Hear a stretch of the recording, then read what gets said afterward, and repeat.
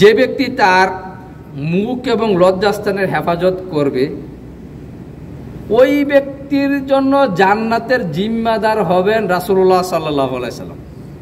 নবী সাল্লাল্লাহু আলাইহি সাল্লাম বলেন, মাইয়াত মানলি মা বাইনা লাহিহি ওয়া মা বাইনা রিজলাইহি আদমান লাহুল জান্নাতা। যে ব্যক্তি তার উভয় চোয়াল অর্থাৎ মুখ এবং দুই রানের মাঝখান হেফাজত করবে ওই ব্যক্তির জন্য, ওই নারী পুরুষের জন্য জান্নাতের জিম্মাদার হবেন রাসূলুল্লাহ সাল্লাল্লাহু আলাইহি সাল্লাম।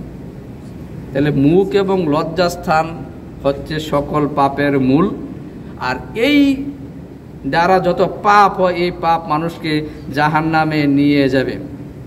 সম্মানিত বুঝেছি, মুয়াজ ইবনে জাবাল রাদিয়াল্লাহু তাআলা আনহু বলেন যে আমি রাসূলুল্লাহ সাল্লাল্লাহু আলাইহি সাল্লামকে জিজ্ঞাসা করলাম জান্নাতে যাওয়া এবং জাহান্নাম থেকে মুক্তি পাওয়ার সহযোগী আমল কি? তখন তিনি বললেন আল্লাহ এবং তার রাসূলই ভালো জানেন।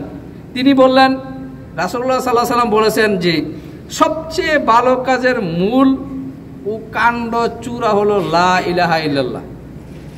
আপনি পৃথিবীতে যতই ভালো মানুষ হন না কেন, যদি আপনার লা ইলাহা ইল্লাল্লাহ ঠিক না থাকে তাহলে আপনার এই ভালো কাজ একটাও আপনার উপকারে আসবে না।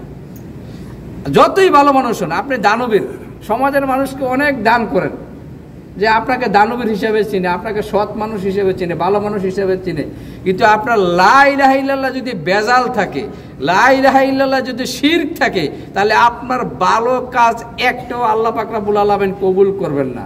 এগুলো সব মরিচিকার মতন আল্লাহ পাক রব্বুল আলামিন উড়িয়ে দিবেন। সবচেয়ে ভালো কাজের মূল হলো যে লা ইলাহা ইল্লাল্লাহ। তখন রাসূলুল্লাহ সাল্লাল্লাহু আলাইহি সাল্লাম বললেন যে তোমাকে কি আমি এমন একটি বস্তুর সন্ধান দেব না যে সব কিছুই তার উপরে নির্ভর করে